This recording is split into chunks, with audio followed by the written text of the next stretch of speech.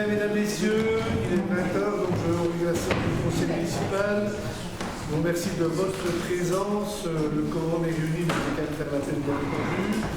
Donc, pas de président, le sénateur présent. Jean-Marc Grosjean. Présent. Bénédicte Terra. Présent.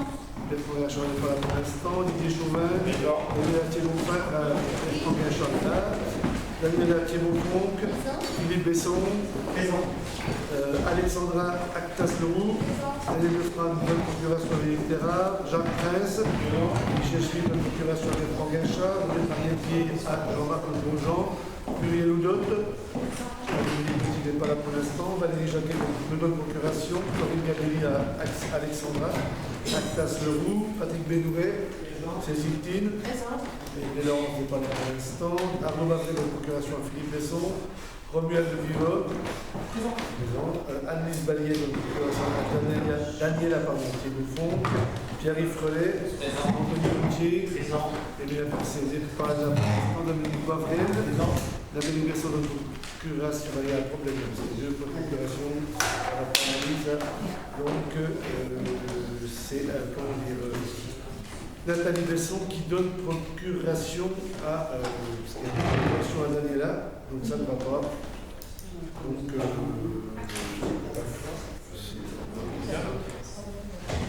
à Romuald Vivot, Gérard Bonnet, Martine Robartelet, Julien Toulet, Gilles Frenois, Xavier Ruiz et Julie Duquet. Nous avons donc le quorum pour nous siéger correctement. J'aimerais savoir s'il y a un ou une volontaire pour être secrétaire de séance, ces derniers ayant été Didier Chauvin, Pierre-Yves Frelet et Anthony Gauthier. Y a-t-il un ou une volontaire? Jean-Marc Grosjean. Pas d'opposition, pas d'abstention, donc Jean-Marc sera le secrétaire, je vous remercie. En ce qui concerne le procès verbal de la séance du 7 avril 2025, avez-vous des commentaires? Pas de commentaires, pas de demande d'ajout, de suppression, de modification. Et bien donc, je vais les mettre au voie. Y a-t-il des oppositions, des abstentions? Ce n'est pas le cas. Donc, ce compte rendu est approuvé à l'unanimité. Nous allons donc,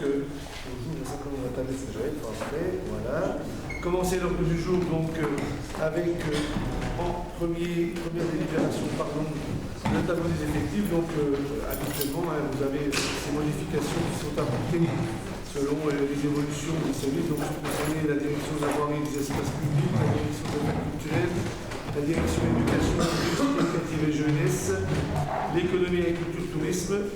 Et donc voilà, à chaque fois c'est plus 1, moins 1, vous connaissez maintenant entre guillemets, le processus. Y a-t-il des questions, des oppositions, des abstentions? Ce n'est pas le cas, je vous remercie.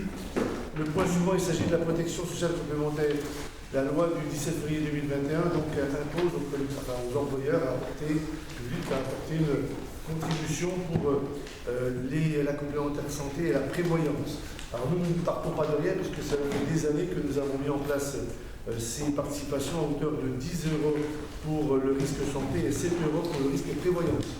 Ces délibérations visent à permettre au conseil municipal, à déléguer donc, au centre de gestion le soin de négocier avec une compagnie d'assurance, un contrat, qui pourrait être proposé ensuite à nos agents, à la ville de Pontarlier. Donc simplement, cette possibilité qui est offerte, que nous avons passé au conseil communautaire, ainsi qu'au CCAS. Voilà. Mais comme je le disais, on ne sait pas quel sera le montant à proposer. En tout cas, nous avons déjà ces aides de 10 et 7 € qui existent depuis des années. Voilà. C'est passé en administration générale à l'unanimité. Lors de la séance du 11 juin 2025. Avez-vous des questions, des oppositions, des abstentions? Ce n'est pas le cas, je vous remercie. Nous avons une demande de subvention, point numéro 3, auprès de la région Bourgogne-Franche-Comté pour les contrats TEA, Territoire en Action, et donc au titre du programme FEDER, qui est un programme européen. Et nous demandons donc une subvention à hauteur de 390 000 € pour la réalisation donc, de la voie du chemin du train, donc la rue Mermoz, pour simplifier, qui va de la rue de Besançon jusqu'au boulevard Pasteur, même au-delà, puisque ça connecte à la rue Maurice-Lafry, et ça permettra de finir cette rocade, on va dire cycliste et tous usages mode actif autour de Pontarlier. Et donc vous avez le plan de financement qui est proposé, donc sur un coût total de 1 50 000 €, nous souhaiterions obtenir 390 000 € de la région Bourgogne-Franche-Comté au titre du TEA. Voilà, donc ça a été, bien sûr, non, ça a obtenu un avis favorable à l'unanimité lors de la séance de commission administration générale du 11 juin. Alors pour votre information, donc les appels d'offres sont en train de analyse et donc on devrait sortir le chantier courant l'été, au début de la fin de l'été, début de l'automne. Voilà. Et donc c'est un gros chantier qui fait plus d'1 kilomètre de réalisation. Avez-vous des questions? Aucune, des oppositions, des abstentions? Ce n'est pas le cas, je vous remercie. Le point suivant est une délibération que nous avons actée au conseil communautaire, au dernier conseil communautaire, puisque nous devons préparer les échéances post-élection municipale de 2026. Et donc là, il est question de la composition donc, du conseil communautaire. En fait, nous avons deux possibilités. Soit nous appliquons le droit commun, soit nous proposons un accord local. C'est ce qui a été proposé au conseil communautaire. Vous avez le détail dans le point numéro 4. La proposition qui est faite, c'est de l'accord local numéro 2 qui prend en compte l'évolution démographique de la communauté de communes du Grand Pontarlier, qui ferait que toutes les communes resteraient au même niveau d'élus, y compris la ville de Pontarlier à 17. Seul Doubs prendrait un conseiller communautaire supplémentaire et passerait à 6. Mais les autres, Chaffois 2, Lacluse 2, Dommartin 1, Doubs donc passerait de 5 à 6. Les Granges 2, Houtot 2, Pontarlier resterait à 17, Sainte-Colombe 1, Les Verrières 1 et Vilsaint 1. Cette délibération prise par la communauté de communes doit être approuvée dans la règle de la majorité qualifiée, la moitié des conseils municipaux représentant les 2 tiers de la population ou les 2 tiers des conseils municipaux représentant la moitié de la population pour qu'elle soit validée. Voilà. Donc la proposition qui vous est faite ce soir, donc avec un avis favorable à l'unanimité de la commission d'administration générale, c'est de prendre l'accord local numéro 2 avec évolution démographique. Y a-t-il des questions? Aucune. Des oppositions? Aucune. Donc vote à l'unanimité de cette nouvelle proposition. Donc nous attendrons bien sûr les votes des autres collectivités qui doivent être prises avant le 31 août prochain. Délibération suivante, il s'agit donc d'une délibération concernant ce qui a été appelé donc régularisation de la situation du cimetière. Alors, quelques mots bien entendu par rapport à la situation qui est une situation très particulière. Pour reprendre un peu l'historique, nous avons eu 2 éléments déclencheurs sur ce dossier, enfin même 3. Premier élément déclencheur, ça a été la nouvelle organisation de la direction du pôle citoyenneté avec une nouvelle personne à la direction de ce pôle citoyenneté, une volonté donc d'auditer les différents services du pôle citoyenneté. Deuxième élément, ça a été une demande d'explication, une réclamation de famille, puis 2, puis 3. Enfin voilà, donc ça nous a mis un peu, entre guillemets, ça nous a interpellés sur la multiplication des interpellations du pôle citoyenneté. Et donc, à partir de là, nous avons lancé, accentué, entre guillemets, l'audit interne qui a été mené au sein même du pôle citoyenneté. Nous avons effectivement recensé un certain nombre de situations qui sont au nombre de 37, pour l'instant dénombrées, des situations qui sont, entre guillemets, qui interpellent par rapport à leur régularité, soit administrative, soit juridique, soit financière. À partir de là, donc, nous sommes séparés de l'agent, nous avons mis fin à ses fonctions pour abandon de poste. J'ai déclenché par l'article 40 un signalement auprès du procureur. C'est une obligation quand on a connaissance de faits qui pourraient, j'emploie le conditionnel bien sûr, puisqu'une enquête a été ouverte, mais qui pourraient être délictueux. J'ai une obligation en tant que détenteur d'un pouvoir, eh bien, de faire une déclaration, un signalement, article 40, donc ce qui a été fait auprès du procureur. Nous avons pris la tâche, bien entendu, d'un avocat spécialisé dans le droit, on va dire, CNRL et dans le droit applicable au cimetière, à tout ce qui est incinération, tout ce qui est sépulture, tout ce qui est concession et autres. Et puis nous avons bien sûr, au fur et à mesure de, entre guillemets, de la découverte de ce dossier, eh bien, nous avons déposé une plainte. Le procureur, suite au signalement, a ouvert une procédure, une enquête judiciaire qui est en cours, donc je ne peux pas, et je ne pourrai pas, et je ne pourrai pas, c'est pas que je ne veux pas, c'est que je ne pourrai pas vous donner plus d'informations, puisque, un, je n'ai pas connaissance de l'enquête, ce qui est normal, deux, je n'ai pas connaissance de la conclusion de l'enquête, ce qui est normal, et trois, je n'ai pas connaissance des, entre guillemets, de ce qui pourrait être toujours le conditionnel retenu, puisqu'il y a toujours la présomption d'innocence, et je me dois de rester tout à fait distant par rapport à cela. Mais pourquoi cette délibération? C'est que comme ces faits, ces situations qui concernent une petite quarantaine de familles ont impliqué un agent municipal qui était en activité, je suis en tant que maire responsable, bien entendu, des faits et gestes de cet agent. Et donc à partir de là, je me dois d'une part de passer cette délibération pour vous informer de la situation, pour vous dire les démarches qui ont été entreprises en interne. Alors en interne, bien entendu, l'audit a amené à modifier l'organisation du cimetière, à parfaire, entre guillemets, des procédures, parce que, on va attendre les conclusions, mais ça a été très compliqué. Je veux dire, enfin, il y avait un...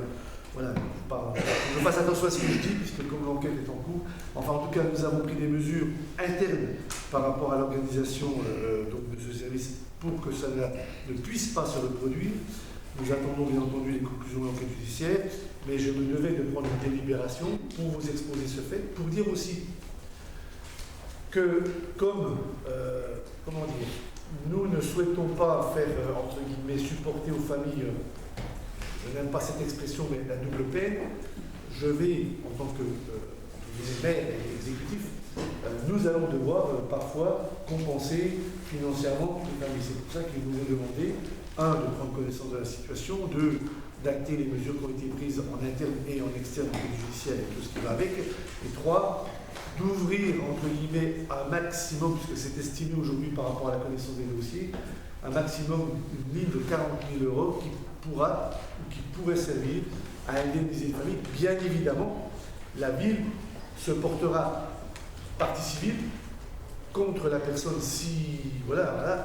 qui est en cause pour récupérer bien évidemment ce qu'elle aura déboursé pour régler ce litige, plutôt ces litiges.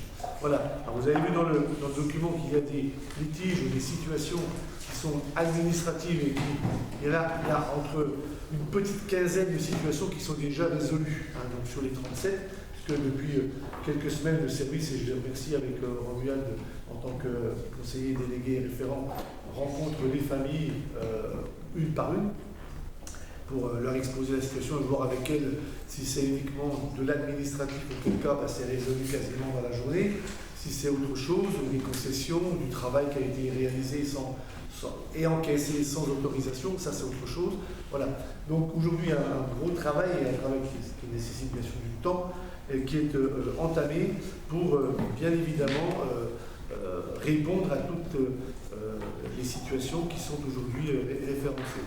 Voilà, donc pour vous donner le plus d'informations, vous comprendrez que je ne puisse pas être beaucoup plus précis, ni dans le détail de ce qui est reproché à l'agent, ni dans ce qui sera ou pas retenu, à l'issue de l'enquête qui est menée aujourd'hui par la gendarmerie nationale, sur réquisition, enfin sur demande du procureur de la République. Voilà, donc bien évidemment, je m'engage, et c'est normal, de vous tenir informé, le conseil municipal, des suites qui seront réservées à ce dossier par le procureur. Voilà. Donc voilà ce que je pouvais vous dire, enfin vous donner comme information. Situation que bien entendu je regrette, nous regrettons. Il n'y a pas les mots parce que je veux dire, c'est en plus des situations quand on a malheureusement un être cher qui a disparu, on n'a pas besoin d'avoir ces problématiques supplémentaires qui viennent s'agréger à la douleur de la perte de quelqu'un qui est cher. En tout cas, voilà, donc c'est pour ça que je me devais bien entendu de faire cette communication et au-delà de demander à ce que le conseil municipal ouvre, entre guillemets, un droit de tirage de 40 000 € maxi. Si c'est moins, ça sera moins. On vous donnera très précisément le montant qui sera bien entendu consacré à la résolution des litiges, et à chaque fois, bien entendu, nous nous porterons partie civile pour essayer d'obtenir le remboursement de ce préjudice pour la collectivité. Voilà ce que je pouvais vous dire. Je suis bien entendu ouvert à toute question. J'apporterai les réponses que je peux apporter aujourd'hui. Voilà. Si vous en avez, voilà, je vous ai présenté globalement la délibération qui a été étudiée à la commission d'administration générale du 11 juin et qui a eu un avis favorable à l'unanimité. Avez-vous des questions à poser? Pas de questions à poser, donc je me dois, et Romuald Vivot également, de me retirer pour la délibération, et c'est donc Jean-Marc Bourgeon, en première acte, qui fera établir le vote.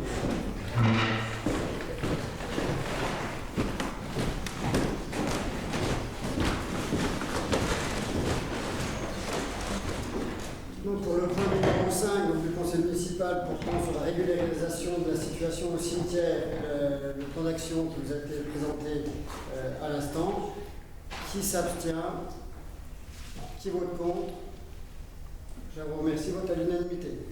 C'est bon.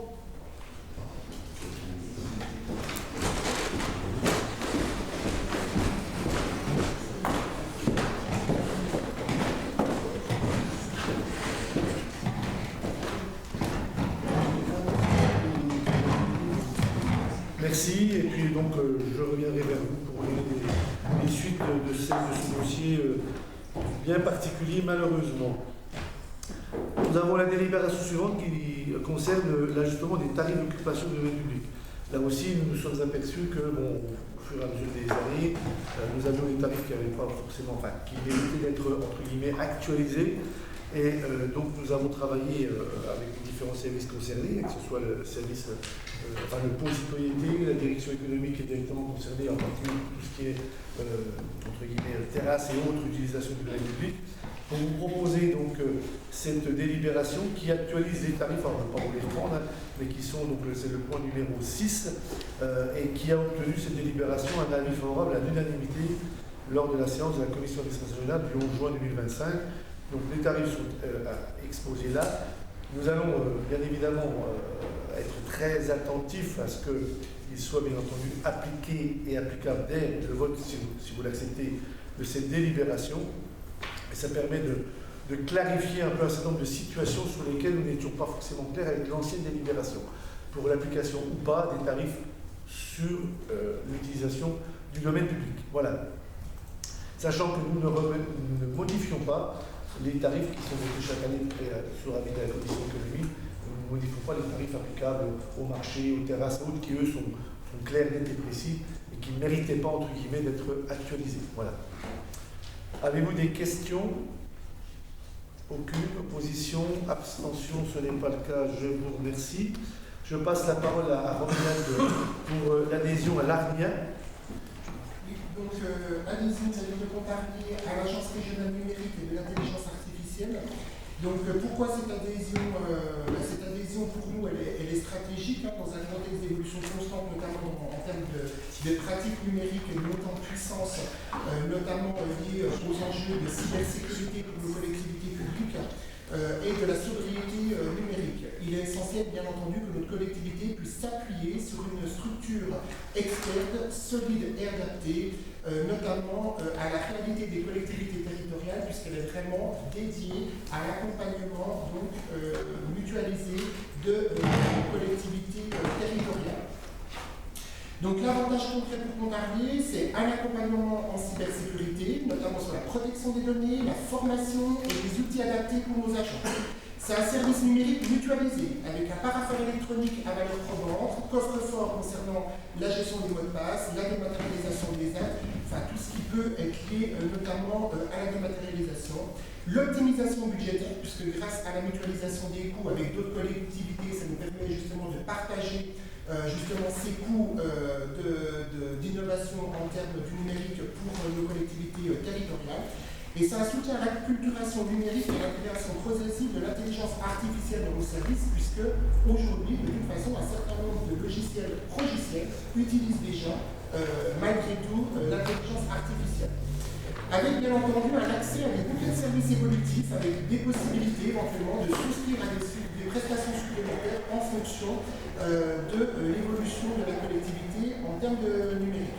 Donc c'est un coût qui est maîtrisé pour un bénéfice, on va dire, élargi, puisque la cotisation annuelle est commune, elle est fixée à 4 500 € hors taxe, qui est étudiée en fonction, bien entendu, de la typologie de collectivité, de sa taille. Et ce coût est compensé par des économies d'échelle concernant la possibilité d'utiliser des outils dont nous pourrons bénéficier sans avoir à développer, c'est surtout ça qui est quand même assez intéressant, ou à les acheter individuellement, puisque c'est déjà des outils qui fonctionnent aujourd'hui auprès de différentes mairies en l'occurrence. Donc la commission administration générale a émis un avis favorable en date du 11 juin dernier, à l'unanimité. Merci Romuald. Des questions? Oui, Julien? Alors, c'est pas passé en transition numérique tout simplement parce que la présentation qui nous a été faite par le prestataire a été a posteriori de la commission transition numérique qui devait avoir lieu. Et du coup, la commission s'est réunie en commission administration générale, comme on peut le prévoir, cette commission, puisque c'est tout simplement une adhésion, au même titre d'autres contrats que la collectivité peut adhérer. Donc, pour éviter de revenir à la commission de transition numérique, juste pour passer, en l'occurrence, les 2 prochaines délibérations qui ont été contraintes dans les délais en termes de temps, finalement, celles-ci ont été présentées par les services en commission d'administration générale. Mais vous avez eu en amont de toute façon la proposition. D'accord, pas de problème. Donc, y a-t-il des oppositions? 1, 2. Opposition 2. Abstention? Donc 1. Donc, vote à la majorité pour l'adhésion à l'ARNIA. La convention groupement d'achat, groupement de commande, pardon. Alors, groupement de commandes concernant les marchés liés à la prestation de services de téléphonie et télécommunications. Donc, c'est tout simplement le fait de pouvoir autoriser notre collectivité à faire un groupement entre la ville de Pontarlier, la CCGP et le CSAS, notamment sur les lots en termes de téléphonie mobile, ligne fixe et services Internet dédiés. Voilà. Et là aussi, elle est favorable à l'unanimité. Oui, à l'unanimité. Voilà. Bien, donc je pense qu'il y aura une abstention. Voilà. Y a-t-il des oppositions? Donc une abstention. Donc vote à la majorité. Merci Romuald. Bénédicte, tarif pour les douches du parking, place de Pouilly? Oui, pour faire suite donc, aux travaux qui ont été réalisés au printemps, les sanisettes du parking fournies sont opérationnelles et il est proposé de rendre ces douches accessibles à tout public moyennant une contribution de 1 € par session de douche dont la durée est limitée à un temps nécessaire. 15 maxi. Voilà. Et le point a obtenu un avis favorable à l'unanimité en commission HM. Je pense que merci Bénédicte, c'est attendu, hein, parce que c'est vrai que ça permettra en particulier aux chauffeurs routiers qui parfois restent un week-end complet de pouvoir avoir ce que j'allais dire d'hygiène qui sont voilà. C'est même si c'est pas depuis le temps que j'attendais cette. Attends, j'ai pas fini là. Même si c'est pas une obligation, c'est pas une obligation, mais nous l'avions dit, donc voilà, c'est fait. Les travaux sont finis depuis quelques semaines, mais il fallait qu'on passe à la délibération pour les tarifs. Et maintenant, on verra l'utilisation qui en est faite, mais je pense que ça sera un point favorable. Voilà. Bertrand? Oui, juste, forcément, de par mon métier, je suis très sensible à ça. Ça fait de nombreuses années que je demandais qu'on ait cet équipement par respect pour les chauffeurs routiers qui viennent de France ou d'Europe de l'Est ou de peu importe. L'important, c'était qu'ils puissent être reçus dans des conditions décentes. Et je pense qu'accéder à des toilettes et prendre une douche, c'est le minimum qu'on leur devait. Donc, je suis très content, même si ça fait très longtemps qu'on l'attend, je suis très content que ce soit enfin en place. Ok, y a-t-il des questions, enfin des remarques? C'est qu'une étape. On a d'autres à mettre en compte. Oui, Xavier? Techniquement, on paye par CV, par. Alors voilà. Oui, c'est ça. C'est ça. Oui. Il n'y a pas de monnayeur parce que ça évite. Voilà. Par contre, les sanisettes sont gratuites. Oui, il n'y a que la douche, bien sûr. Ils ont tous un moyen de carte, ou alors des cartes spécifiques professionnelles qui permettent de régler. Ok, y a-t-il des oppositions?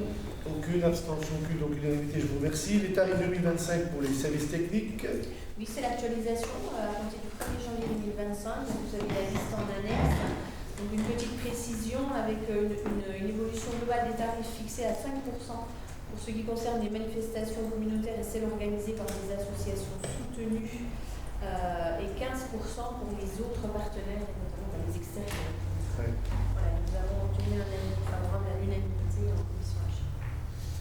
Merci. Y a-t-il des questions? Aucune opposition, aucune abstention, aucune unanimité, je vous remercie. Réhabilitation de la place d'Araout et à bord du centre social Berlioz. Donc, dans le cadre de la rénovation de cet espace, donc les travaux vont s'organiser en 3 phases. Et donc, il est nécessaire de pouvoir valider via une délibération pour que nous puissions engager également les demandes de subvention et puis valider ces travaux. Donc, c'est toute cette plaine autour du centre Berlioz qui se verra désimperméabilisée, ombragée, retravaillée avec des espaces de cheminement plutôt apaisés, comme on a dit maintenant. Et donc, nous avons obtenu un avis favorable à l'unanimité en commission AG. Merci beaucoup. Ça va. L'aménagement va partir en fait du bois dépendu pour ce qui reste jusqu'à la plaine des Oignons. Et cet aménagement est, entre autres, avec l'aménagement actuellement en cours du Comtrack, de la piste d'apprentissage VTT, ça fait partie de cet aménagement qu'on avait initié avec le skatepark et puis les jeux pour enfants. Voilà. Ça concourt à cet aménagement et à terme, il y aura bien, enfin, il est prévu un cheminement tout le long du tout. Voilà. Terrain multisport, Voilà. espace de convivialité sur l'ancien bâtiment et aménagement d'un espace de fitness play. Voilà. Pour les détails. Des questions? Oui. Oui, monsieur, juste une interrogation. Est-ce qu'il est prévu de peut-être mettre en valeur, faire un peu mieux connaître une œuvre patrimoine artistique de Pontarlier, puisque je suis toujours surpris que les gens qui j'en parle ne savent pas qu'il y a des sculptures dans ce parc. Voilà. Alors il y en a. Oui, oui. Voilà. Donc peut-être les mettre un petit peu en valeur, ou les transports des métalleurs. On note. Pour l'instant, c'est On note la proposition. Tout à fait. Il a été bien rénové, il y a beaucoup de monde dans ce Oui, parc. oui. Non, mais on note la proposition. Ok. Merci. Y a-t-il des oppositions? Aucune abstention, aucune unanimité. Je vous remercie. On a ensuite le groupe Moton pour le chauffage climatique, climatiseur. Enfin voilà. Oui, je vais lire. Voilà. Maintenance préventive et corrective des installations de chauffage, de génie climatique, des climatiseurs et des adoucisseurs, des disconnecteurs et des installations solaires de la ville de Pontarlier et de la CCGP. Donc là, l'accord cadre est conclu à compter du 1er janvier 2026. Il est tacitement renouvelable par période successive d'1 an sans que ce délai ne puisse excéder le 31/12/2029. Et le montant total de l'accord cadre est estimé à 628 000. C'est là que je me trompe. Oui, c'est bon, c'est bon. C'est ça, hors taxe pour l'ensemble des lots. Voilà, puisque on l'avait modifié à la CCGP, puisqu'on avait inclus la maintenance des panneaux photovoltaïques qui sont installés sur la belle vie. Voilà. Donc c'est la délibération qui a été prise dans le même ordre par la CCGP. Et nous avons un avis favorable à l'unanimité. Merci. Y a-t-il des questions? Aucune opposition, aucune abstention, aucune unanimité. Nous avons 2 mandats spéciaux, mais on les votera séparément. L'un pour Jean-Marc Rojan, l'autre pour Romuald Vivot. Oui, relatif à donc, des visites extérieures. Une demande de remboursement de frais de TGV à hauteur de 60 €. Nous avons Jean-Marc Rojan. Donc, on va demander à Jean-Marc de sortir. Voilà. Donc c'est en respect. C'est un avis favorable à l'unanimité. Voilà. Commission d'administration générale. Donc, y a-t-il des questions? Aucune opposition, aucune abstention, aucune unanimité. Je vous remercie. C'est bon, Jean-Marc? Romuald Vivot va sortir. Et le second, la participation à l'Assemblée générale de l'association. Vous avez une question? Oui, j'ai une question, mais je veux bien la dire en Romuald. Pardon. Alors, allez-y, Julien. Juste par rapport à sa participation, je te remercie de nous avoir envoyé un compte rendu de ce qui s'est fait. En fait, la plupart des fois, on n'a pas de compte rendu. Les gens partent et on ne sait pas ce qui s'est fait. Merci, Julien. Donc c'était à Paris le 19 mai. Nous avons un avis favorable à l'unanimité de la commission administration générale. Y a-t-il des oppositions? Aucune abstention, aucune unanimité. C'est bon, Romu, merci. On a ensuite 3 groupements de commandes. Le premier concernant les fournitures de bureau. Voilà, de la ville de Pontarlier, de la communauté de communes du Grand Pontarlier et du Centre communal d'action sociale pour une période initiale allant de la date de notification jusqu'au 31/12/2026. Ce contrat pourra être reconduit par période successive de 1 an pour une durée maximale de 3 ans sans que ces délais ne puissent excéder le 31 décembre 2029. Les montants seront identiques pour chaque période de reconduction et le montant maximum de l'apport cadre, période de reconduction comprise, est fixé à 193 200 € hors taxe sur 4 ans. Avis favorable à l'unanimité de la commission administration générale. Merci Bénédicte. Y a-t-il des questions? Aucune. Des oppositions, des abstentions, ce n'est pas le cas, donc l'unanimité. Produits d'entretien et achat de matériel. Oui, toujours un groupement de commandes entre la ville de Pontarlier, la communauté de communes et le centre communal d'action sociale. Groupement de commandes pour l'achat de matériel et de produits d'entretien. Notification, alors la période initiale allant de sa notification au 31/12/2026, reconduction tacite 3 fois pour une période d'1 an sans que ce délai ne puisse dépasser le 31/12/2029 pour un montant total, période de reconduction comprise, estimé à 332 400 € hors taxe. Avis favorable à l'unanimité. Merci Bénédicte. Y a-t-il des questions? Oui, Gérard. Je remarque, puisque c'était évoqué à la F3S, C'était tous les jours. je remarque effectivement le soin qui est pris d'acheter des produits d'entretien spécifiques selon les différents postes de travail, selon les différentes personnes. Je trouve que c'est une très bonne idée. Tout à fait. On essaie d'être voilà, au de la sécurité et des agents et des usagers, et voilà, enfin, et de respecter aussi un minimum d'impact, voire zéro impact environnemental. Voilà. Merci Gérard. Y a-t-il des oppositions, des abstentions? Ce n'est pas le cas, donc unanimité. Nettoyage des vitres. Oui, toujours CCGP, commune de Houtot, de Pontarlier, des Verrières de Joux et de Vilsain. Donc une période initiale allant de la notification au 31/12/2026, reconduction 3 fois pour une période d'1 an sans que nous puissions excéder le 31/12/2029, montant total estimé à 188 000 € hors taxe, période de reconduction comprise. Avis favorable à l'unanimité. Merci. Y a-t-il des questions? Aucune. Opposition, abstention, ce n'est pas le cas, donc unanimité. On change de délégation, on passe à la solidarité sociale petite et ville avec la convention d'objectifs et de financement dans le cadre de la CTG. Dans le cadre de la convention territoriale globale, qui est Oui. le nouveau contrat cadre qui nous lie à la caisse d'allocation familiale, donc nous avons des financements de postes et ces postes sont des chargés de coopération qui sont soutenus par la caisse d'allocation familiale. Donc il convient de conventionner avec la caisse d'allocation familiale pour pouvoir percevoir les montants alloués au financement de ces postes. Et ces montants sont importants. Je ne les ai pas en tête, mais sans doute sont dans la délibération. Et donc, il est effectivement très important de conventionner et puis de reconnaître ce travail de coordination qui est un des piliers de la CTG, puisque cette convention territoriale globale, elle a besoin de ces personnes pour coordonner à la malle aussi intercommunale. Voilà. Et nous avons obtenu un avis favorable à l'unanimité. Merci. Y a-t-il des questions? Aucune. Opposition, abstention, ce n'est pas le cas. Unanimité, je vous remercie. Et puis la programmation qu'on a dit d'ailleurs CCG. Alors, comme chaque année, donc, nous avons une programmation prévisionnelle pour le contrat de ville avec la présentation des axes structurants qui sont les piliers de notre contrat de ville quartier 2030, avec tous les porteurs de projet, toutes les actions qui vont être déclinées sur cette année.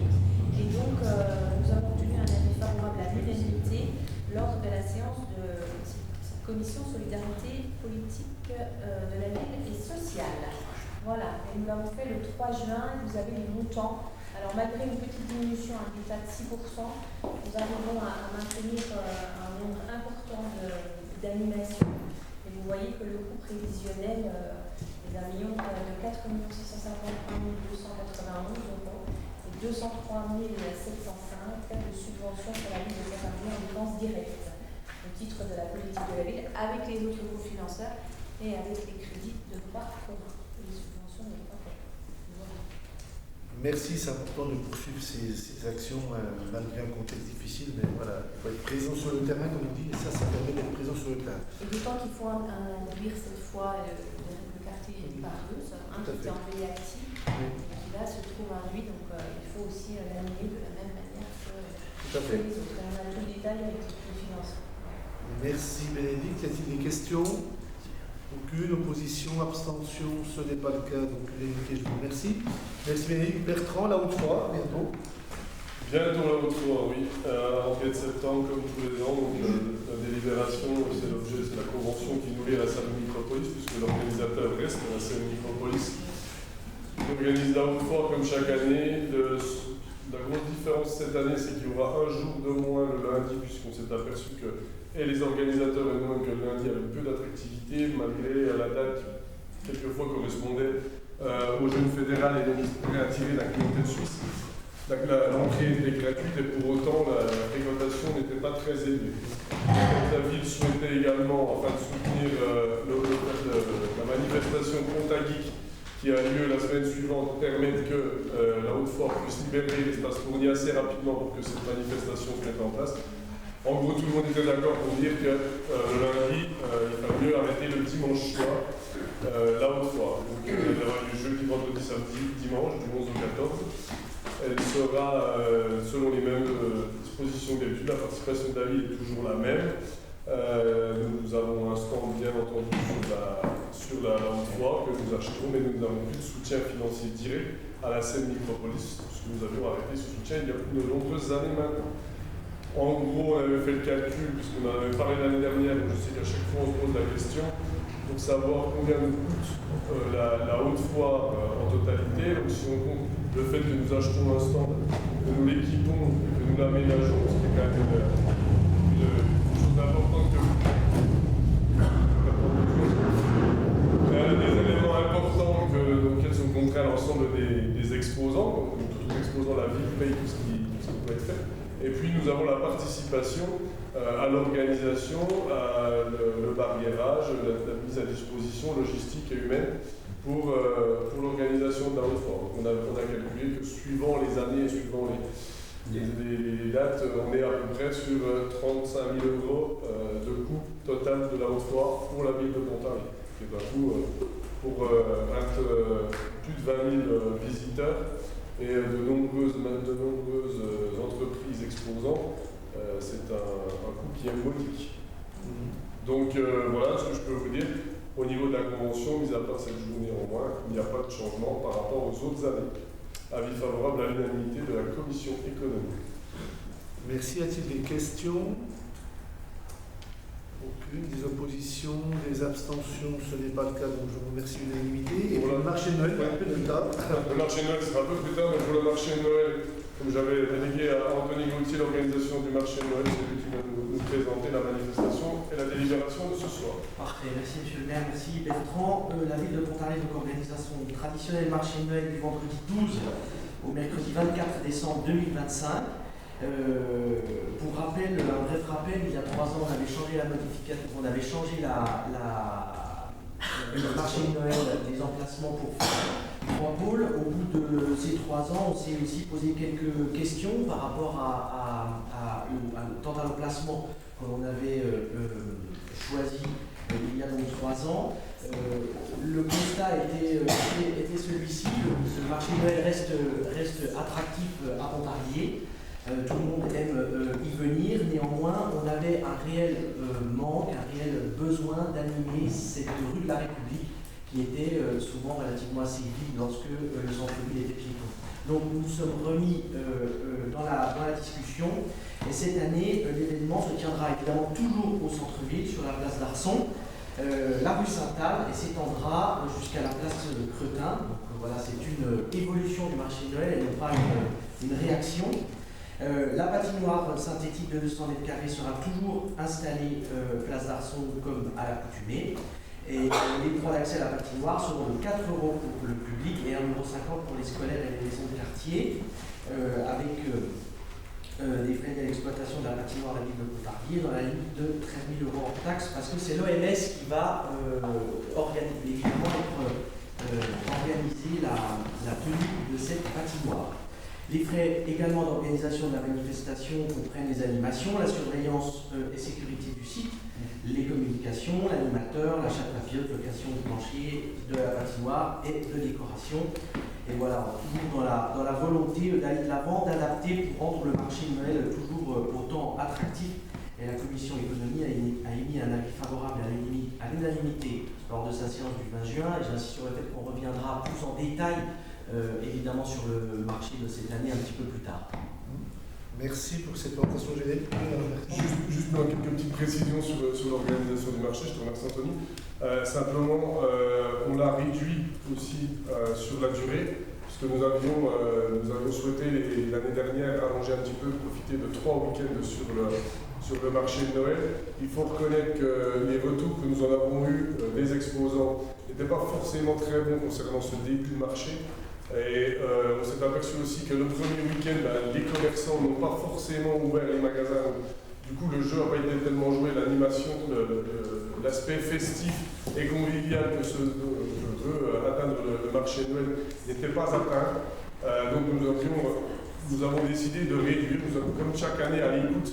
On a été à l'écoute des visiteurs, on a été à l'écoute des exposants. Et je voudrais bien qu'on sache quand même qu'on a toujours fait évoluer le marché de Noël en fonction de ces retours. Donc on a notamment, et Anthony a dirigé le COPIL, pour modifier la répartition du marché de Noël et répondre aux attentes des visiteurs, mais nous avons également réduit pour répondre aux attentes des exposants qui nous l'avaient signalé, sachant qu'on avait allongé le marché de Noël sans demander de cotisation supplémentaire.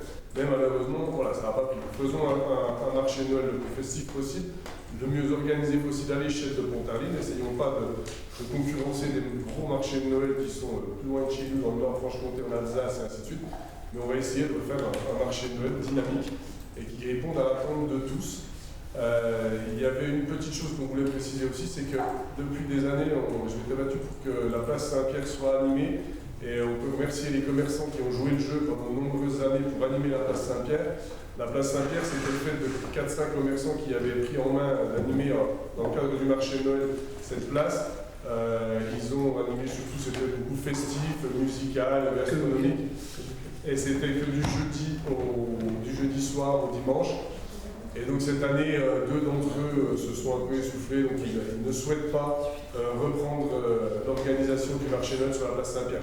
Et comme la ville, il est très difficile pour la ville de faire un marché de Noël sur la place Saint-Pierre, on l'avait essayé en 2015 je crois, et ça n'avait pas fonctionné du tout parce que les gens du coup ne passent pas la porte Saint-Pierre de l'autre côté, donc faire payer à des exposants un chalet sur la place Saint-Pierre, ce serait une non-réussite pour eux, et ça c'est une certitude. Donc voilà, on a décidé, on a acté que la place Saint-Pierre ne devrait pas marcher de Noël et qu'on regrouperait tout, donc comme l'a expliqué Anthony, sur la rue Sainte-Anne et la place Clotin et la place d'Arcy. Ce qui n'empêche que les commerces sont ouverts place Saint-Pierre. Ah, voilà. Bien sûr. Ce qui n'empêche que c'est que tous les commerçants seront ouverts pendant le marché de Noël, bien entendu. Mais ce n'est pas une volonté, c'est qu'on tient compte aussi des partenaires actifs, et Bertrand l'a fait très justement pour les remercier. Ah oui. Voilà, mais c'était important de le signaler. Merci Bertrand.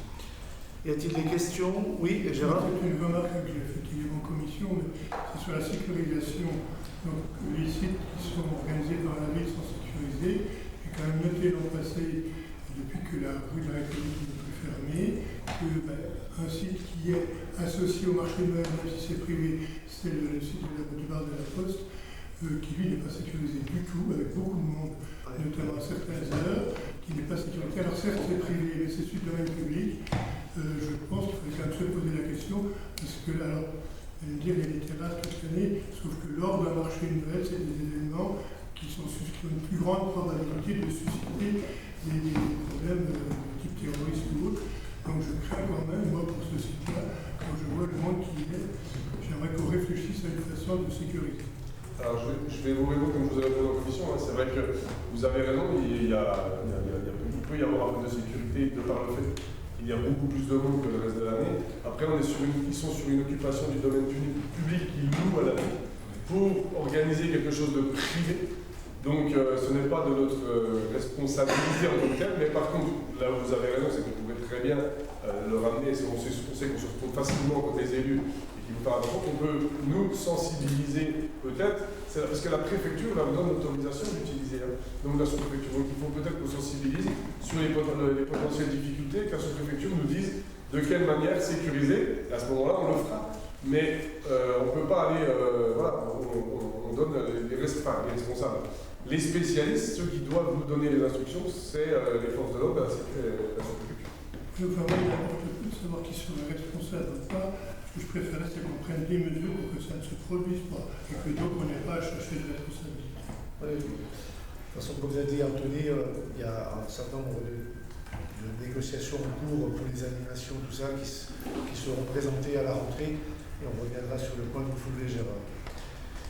Merci. S'il n'y a pas d'autres demandes de réaction, de questions, oui, j'ai une question. Si la place Saint-Méline se rélibère, est-ce qu'on aura droit à une descente du Père Noël? Ça fait partie des éclaircissements qui seront apportés par le comité de pilotage à la rentrée. Oui, c'est la réponse, mais on ne va pas toujours rétro-pédaler. Voilà, en avant, des dessins du Père Noël, ils s'en fait partout maintenant.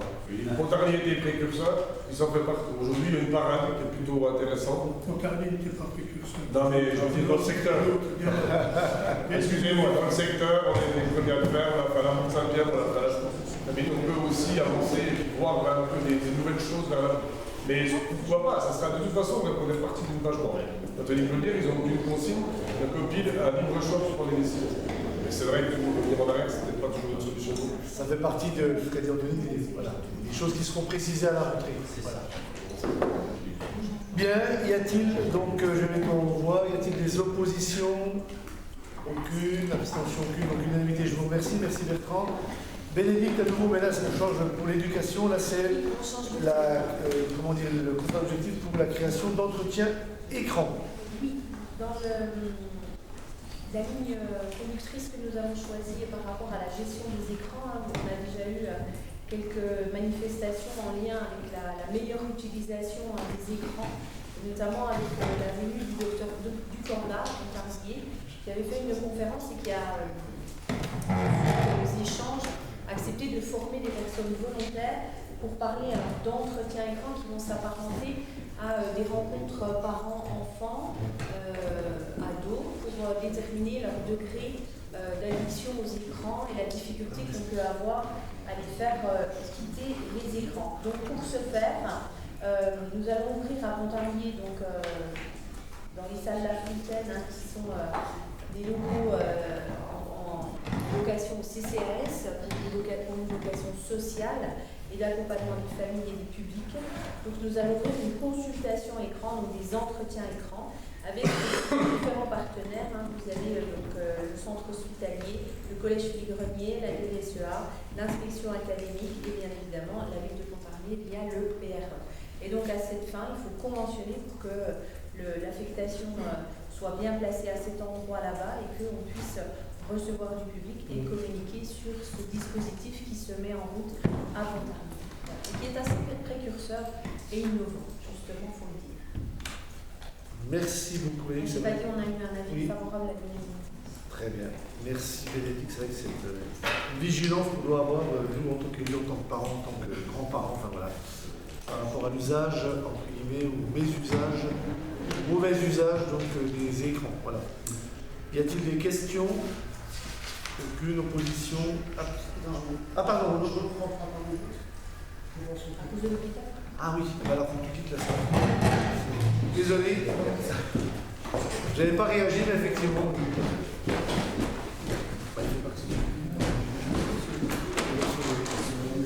Bien, y a-t-il des oppositions? Abstentions? Ce n'est pas le cas, donc unanimité. Je vous remercie, c'est bon revenu. Délibération habituelle comme chaque année pour la répartition des charges de fonctionnement. Les charges de fonctionnement donc pour les écoles publiques qui accueillent des enfants de l'extérieur et des enfants de Pontarlier qui seront scolarisés dans d'autres écoles à l'extérieur, afin d'équilibrer les coûts. Donc il a été proposé à la commission une évolution des tarifs et il a été retenu une augmentation de 10% des tarifs avec un vote à l'unanimité. Merci. Y a-t-il des questions? C'est habituel chaque année. Des oppositions, des abstentions, ce n'est pas le cas, donc l'unanimité, je vous remercie. Les tarifs de l'accueil périscolaire pour la rentrée 2025. Alors, il faut effectivement que nous délibérions sur les tarifs à mettre en place pour l'accueil périscolaire 2025-2026. Donc, dans la même ligne budgétaire, avec le même cadrage qui nous était proposé. Donc, nous avons acté et nous proposons une augmentation de 10%, qui là, cette fois, a recueilli un vote.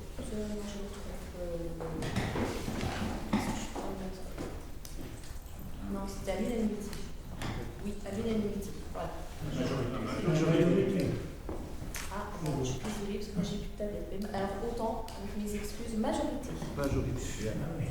Oui, bah, comme chaque année. C'est normal.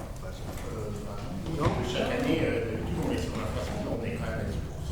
Par rapport à l'inflation, ça fait une augmentation qui est largement supérieure à l'inflation. et avec les prix qui sont largement inférieurs à ce que. Voilà. Enfin, après, ça se discute. Voilà. Contact, voilà. Bien, donc, y a-t-il. Oui, pardon, Gilles. En discussion avec ce groupe, donc on est contre l'histoire des 10%, mais on avait une proposition à faire, c'était de faire une majoration progressive comme le tarif, suivant le quotient familial. Parce que quand vous tirez 100 euros à une personne qui en gagne 800, il y a 100 euros une personne qui en gagne 3000, c'est pas la même chose. Mais les tarifs sont aussi dégressifs en fonction du nombre d'enfants et des revenus. C'est déjà le cas. Moi, je dis l'augmentation de l'importation. Oui, mais comme elle s'applique à des tarifs qui sont eux-mêmes dégressifs, l'augmentation n'est pas la même. Voilà. L'augmentation est dégressive. 10%, c'est 10%. Quand ça s'applique sur 100, c'est 10. Quand ça s'applique sur 200, c'est 20. Voilà, donc c'est déjà. Bon, enfin bon. On a pris déjà la dégressivité. À la fin du mois, il faut tirer 100 euros sur 800 ou 100 euros sur une personne qui doit 2 ou 3 000 euros. C'est pas pareil. Après, on l'a dit aussi en commission, c'est une manière aussi d'optimiser le passage des enfants dans les espaces périscolaires pour que justement les enfants restent aussi un peu, que les parents s'organisent et que les enfants ne soient pas déposés des heures entières et que du coup les parents puissent aussi construire d'autres schémas avec leurs enfants. Mais sans vouloir ouvrir un débat qui a eu lieu en commission, mais pour que les gens sachent quand même, on parle de tarifs qui vont de 0,57 €. C'est en centimes, ouais. 0,57 €, au plus cher à 1,73 €. Enfin, je veux dire, c'est même pas 5, c'est 50 centimes. Enfin, je veux dire, on peut tout discuter, mais regardez ce que ça coûte à la collectivité. Et si ça c'est pour le matin, le midi on passe de 0,57 à 1,73 pareil, et le soir de 1,72 à 4,54 €. Mais ben voilà, on parle de 0,57 pour les personnes qui ont les plus faibles quotients. Enfin, on ne peut pas non plus, entre guillemets, distribuer gratuitement. C'est pas possible. Voilà. Donc là, on part vraiment très bas. C'est même pas 1 €. Enfin, voilà, en tout cas, c'est. D'autant que les familles sont aidées par la caisse d'allocation familiale. Vous avez les personnes qui utilisent les lieux publics et qui ont des terrasses, vous augmentez pas de 10%. Ah mais si, les tarifs ont augmenté, l'allocation d'espace fourni a augmenté, tout a augmenté. Ce qu'on a voté, la délibération sur l'utilisation du domaine public, c'était 10. Voilà. On a les mêmes tarifs que la même. Non, parce qu'on vient de passer à la délibération il y a quelques minutes. On les a c'est pas du tout actualisés. les mêmes. Et d'autant que les familles sont accompagnées par la caisse Ah oui, d'allocation familiale. en tout cas, on peut pas faire moins, c'est pas possible. Enfin, je veux dire, à un moment donné, voilà. Ça coûte quand même beaucoup moins cher que de donner son enfant à garder ou je ne sais quoi. 0,57 € pour les personnes qui ont le moins de revenus. Enfin, qu'est-ce qu'on a pour 0,57 €? Voilà. Avec un goûter. Avec un goûter, non, mais je veux dire, voilà. Bien, y a-t-il des oppositions? 1, 2, 3, 4, 5. Abstention. Une abstention. Je vous remercie, donc majorité. Et puis les subventions 2025. Alors, une subvention au lycée Jeanne d'Arc, donc voilà, on attend qu'elle ait une décision finale.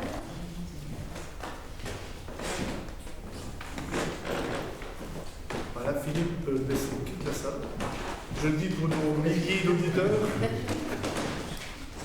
Donc une subvention qui leur est généralement attribuée, mais qui, dans les délais impartis, il y a eu un bug dans les mails, nous ne l'avons pas reçu et eux disent ne pas avoir reçu notre mail. Donc dans un esprit d'équité par rapport aux autres associations, il avait été proposé lors de la dernière commission de revoir ce point. Donc avec une proposition qui est faite d'une subvention à même hauteur, puisque c'était le cadrage qui avait été appliqué aux autres demandeurs, à savoir une réponse qui se situerait à hauteur de 1 000 €. Et là, nous avons eu un avis favorable à la majorité. Très bien. Y a-t-il des questions? Des oppositions? Oui. On distingue les deux subventions. Oui, elles sont distinctes. Là, c'est que le lycée. Ouais, après, c'est la Sarbacane. Elles sont disjointes. Donc là, on parle bien du lycée. Y a-t-il des oppositions? 1, 2, 3, 4, 5, 6. Des abstentions? Ce n'est pas le cas. Donc majorité, c'est bon? Philippe, c'est bon? Vote à la majorité pour la subvention. Sarbacane. Au regard de l'activité de l'association La Sarbacane dans l'émission du service politique de la ville, dans ce nouveau contrat de ville dont nous vous avons parlé, il est attribué une subvention de 5 500 € à l'association La Sarbacane pour soutenir la mise en œuvre du festival Petit. Et l'action culturelle Spectacle vivant et École vivante est la continuité de l'action qui était intitulée chaque année Action culturelle en milieu scolaire jusqu'en 2023. Et comme son nom l'indique, elle est donc proposée dans les écoles de la ville, avec une priorité donnée aux écoles primaires des quartiers politiques de la ville. Le faible coût restant est à la charge des écoles, 3 élèves. Ce sont donc des projets qui favorisent l'accès pour tous à la culture. Et donc il est proposé, au regard de l'application de cette action dans les écoles de la ville, que la délégation éducation participe à hauteur de 1 000 € sur son budget pour donner du sens à cette action à destination de nos écoles. Et nous avons obtenu un avis favorable à l'unanimité, cette fois je ne me trompe pas. Merci, Bénédicte. Est-ce des questions? Aucune. Opposition, abstention, ce n'est pas le cas, donc unanimité. Je te remercie. La parole à Didier Chauvin pour l'application du tarif de la TLPE en 2026. Alors, taxe locale de la publicité extérieure. Depuis 2008, donc, la taxe locale a été instituée, la TLPE, qui donc frappe tous les supports publicitaires fixes, visibles de toute voie ouverte à la circulation publique, à savoir les dispositifs publicitaires, les enseignes et les préenseignes. Depuis 2020, vous avez ici les tarifs qui avaient été gelés en 2020-2021, puis après qui ont augmenté régulièrement et légèrement, tenant compte de l'inflation. Vous avez donc les différents tableaux qui instituent sur les publicités préenseignes inférieures ou égales à 50 mètres carrés ou supérieures, avec non numérique ou numérique. Et puis c'est également la même chose pour les enseignes. La commission urbanisme avait réfléchi à instituer donc un système d'augmentation de 1,8% tenant compte de l'inflation. Et vous avez donc dans le dossier 27 la proposition applicable, les tarifs applicables au 1er janvier 2026. La commission urbanisme avait émis un avis favorable à l'unanimité dans sa séance du 4 juin. Merci. Y a-t-il des questions? Moi, je prends la parole, donc je ne voterai pas cette augmentation, parce que ce n'est pas l'augmentation de cette année qui me dérange, mais c'est le fait que ces taxes qui ont été instaurées, quand elles ont été instaurées contre la pollution visuelle, il devait y avoir un effet. L'effet a eu lieu avec beaucoup de réductions d'enseignes et de préenseignes. On avait voulu un tarif qui soit modéré et qui soit certainement pas au niveau des niveaux nationaux les plus hauts. Et je trouve qu'on a tendance sur ces taxes trop facilement sur des publics qui ne réagissent pas et qui ne se prennent pas à augmenter les taxes chaque année, machinalement, comme si c'était un but. On voit qu'entre 2020 et 2025, on a plus de 20% d'augmentation, ce que je trouve quand même un petit peu exagéré. Je l'ai déjà dit plusieurs fois. Donc, et puis surtout ce que j'ai, c'est que je trouve qu'on a un problème avec ce genre de taxes, c'est qu'on est sur la bonne volonté des gens. On a très peu de moyens de contrôle, on a très peu de répression, c'est pas moi que je cherche, mais en tout cas de contrôle derrière. C'est-à-dire que c'est les bons élèves qui paient et les mauvais élèves, ils ne sont jamais rattrapés. Donc c'est vrai que c'est un vrai problème. Et je trouve que c'est pas juste c'est pas équitable pour les gens, et surtout qu'on leur augmente tout le temps sans arrêt, comme si c'était un prix sans fond. Donc je m'y tiens, et comme je regrette également que si on veut parler de pollution visuelle, on n'enlève pas ces verrues, par exemple, moi je trouve qu'on a des panneaux qui annoncent des ventes d'immeubles, des ventes d'appartements, des ventes de maisons, partout dans la rue, dans les rues, que ce soit dans les villes, dans nos villages, ou dans la ville de Pontarlier. Alors je sais, le service ont travaillé sur un règlement intercommunal, mais pour cette délibération, pour soutenir les gens qui vont encore soutenir les augmentations, je m'opposerai à cette décision. Pour te répondre, Bertrand, donc on passe de 15,50 € à 18% en 5 ans. Il ne semble pas que l'augmentation soit si significative que ça. C'est un petit peu comme le même dossier que tout à l'heure. Ça a été évoqué, donc je ne reviendrai pas là-dessus. Ça a été voté à l'unanimité de la commission urbanisme. Point barre. Oui, tu as raison, point barre. Moi j'aime beaucoup quand on dit point barre, ça veut dire qu'il n'y a pas de débat. C'est un peu la salle de la démocratie, ça m'ennuie quand même qu'il n'y a pas de débat. Simplement, on l'a évoqué en commission économie.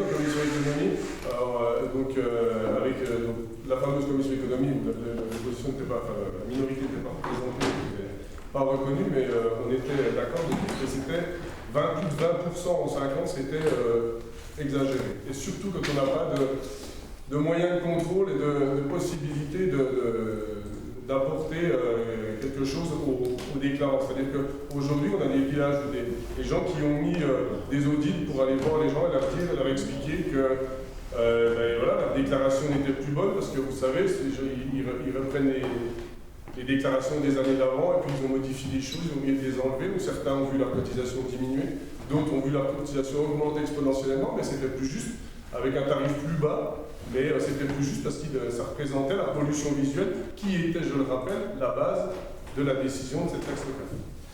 Mais je crois qu'il faut savoir raison garder, c'est que vous avez tous les deux un point de vue qui est différent, mais ça peut s'entendre.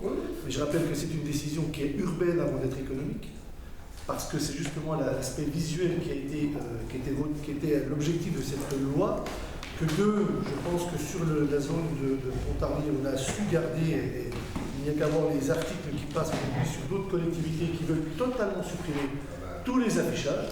Donc nous, on a su garder justement cette possibilité. Et après, voilà, je veux dire, ça reste des montants qui restent modiques, et les pourcentages, c'est vrai qu'on fait dire ce que l'on veut au pourcentage. Ben non, tout dépend, mais si, puisque tout dépend, c'est ce que tu as dit tout à l'heure par rapport, c'est ce que tu as dit tout à l'heure, Bertrand, par rapport à l'augmentation des 10%, c'est pareil, ça dépend d'où on part. C'est le niveau de départ qui importe. Donc après, l'augmentation, elle est ce qu'elle est. Voilà, en tout cas, il y a une proposition qui est faite, donc je la mets au voie. Y a-t-il des oppositions? Répondre à ce que tu viens de dire, c'est pas vrai. Enfin, ce que tu dis est pas vrai. Non, je suis pas d'accord. Mais si. D'accord, ce que tu dis est pas vrai. Mais si. Je dis tout à l'heure qu'il y a une dégressivité et qu'un pourcentage s'applique sur une dégressivité, donc il n'y a pas de bug. 20%, c'est 20%. Sauf que ça dépend du départ. Il s'applique sur des montants qui sont importants, c'est du au mètre carré, et ça peut être important. Si tu prends le point de départ, Bertrand, tu t'apercevras que les tarifs qui étaient appliqués sur la ville de Pontarlier étaient largement inférieurs. Mais c'est ce qu'on a voulu, parce qu'on l'a voulu, parce qu'on ne voulait pas, comme on n'a pas mis de taxe sur les transports publics, on avait voulu cette taxe modérée. Non. Tu n'es pas d'accord, c'est ton droit. Mais voilà, et l'économie a le droit de donner son avis sur un sujet qui touche directement les acteurs économiques. Tu n'es pas le seul à défendre l'économie. Mais j'ai pas dit que j'étais le seul. J'ai demandé le droit de prendre la parole pour donner mon avis. Voilà, tu n'es pas le seul à défendre l'économie. Merci. Dans la salle de la démocratie, j'ai le droit de parler. Merci. Bien entendu, tu n'es pas seul à défendre l'économie. Voilà. Y a-t-il des oppositions? Donc une opposition, tu n'es pas opposé. Allez, pardon, excuse-moi. Là, je regardais. C'est même moi Julien qui rigolait. C'est même moi qui me donne voilà. Donc une opposition, des abstentions, une abstention. Je vous remercie. Donc vote à la majorité. Au conseil municipal, il y a des débats, moi j'adore. Mais c'est la démocratie. Et c'est pas fini. Et moi aussi. C'est la démocratie. Il faut accepter les débats, bien entendu. Heureusement d'ailleurs qu'on les accepte, sinon... Je peux faire partie du CNI, je ne peux pas être d'accord. Ah ben heureusement, bien sûr. Ensuite, merci Didier. Donc je passe la parole à Daniela pour les points culturels avec le partenariat avec le Festival de la Paille. Oui, donc le Festival de la Paille accueille chaque année plus de 20 000 spectateurs, mobilise 500 bénévoles.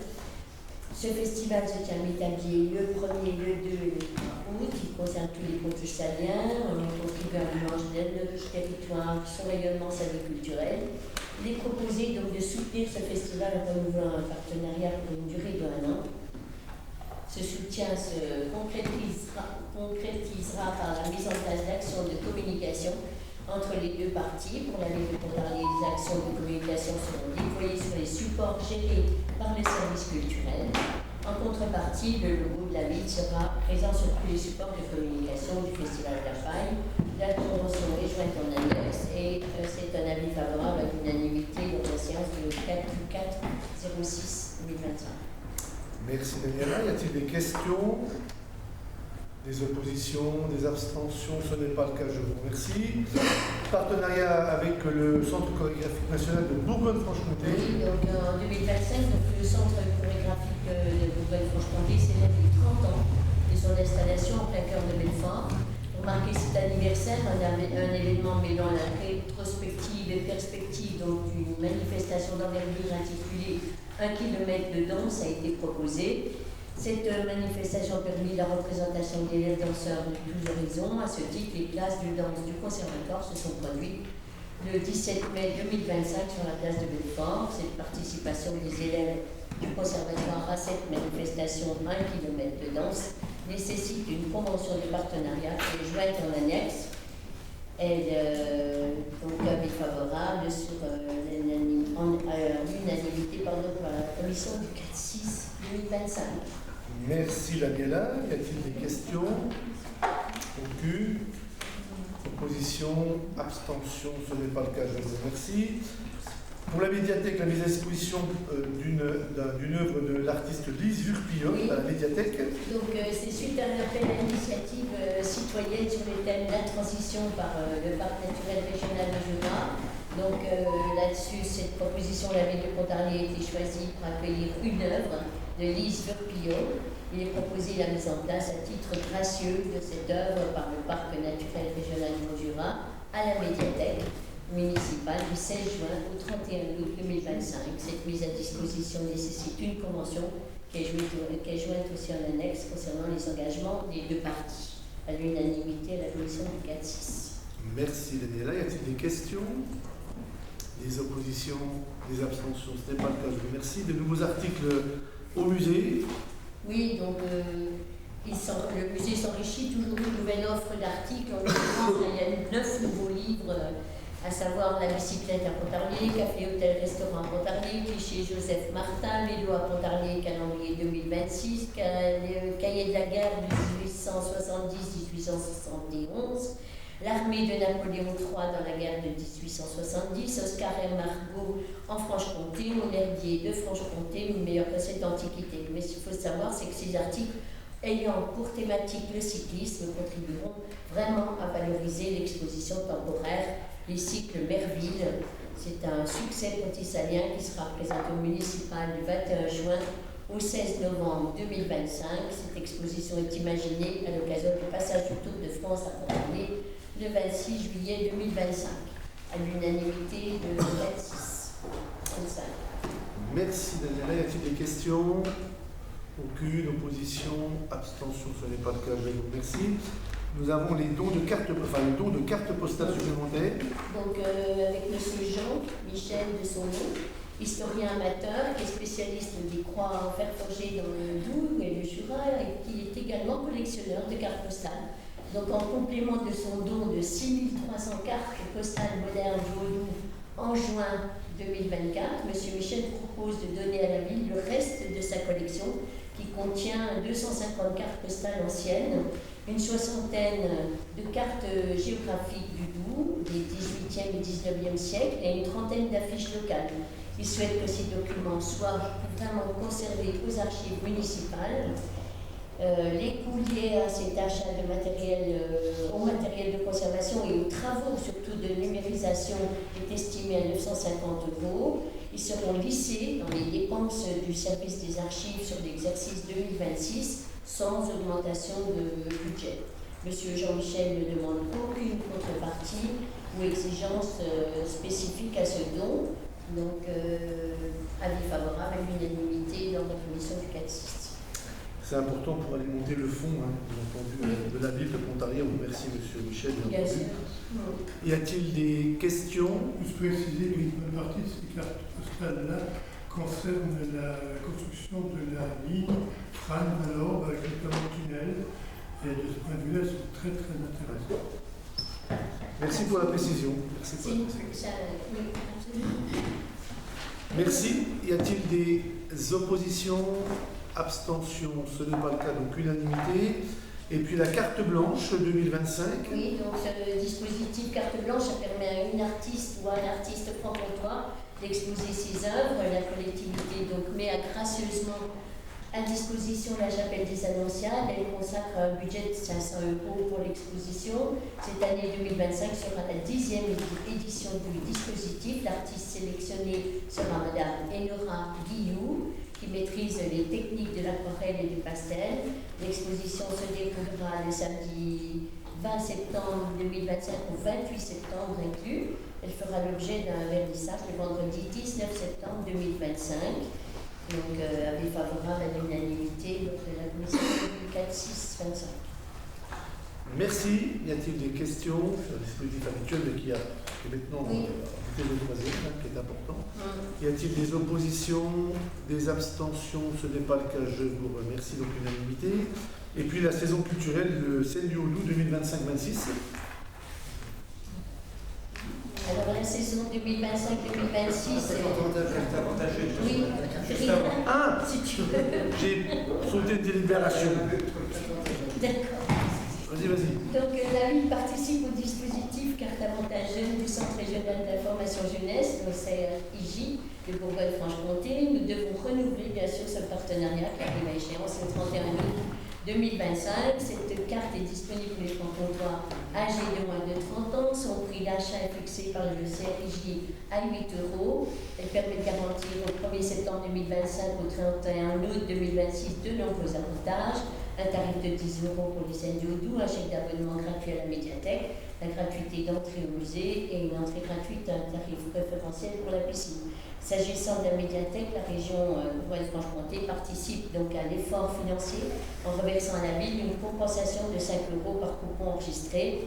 Et du 1er septembre au 30 4 2025, la collectivité a reçu une compensation de 2530 € qui correspond à peu près à 506 coupons.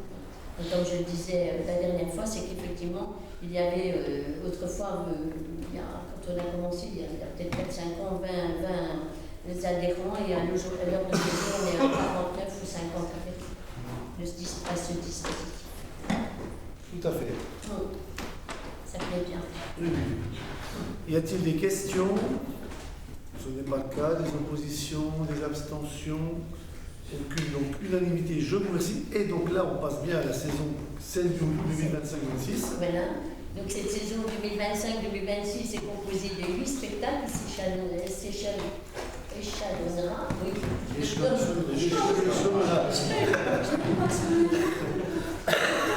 25 avril 2026. Les spectacles sont les suivants. Donc on a Crash Test, Une bonne bière, Les marchands d'étoiles, Rupture à domicile, Space Wars, Un air de fête, L'école des femmes et The Loop. Et donc les spectacles dont les coûts artistiques TTC sont de 71 579.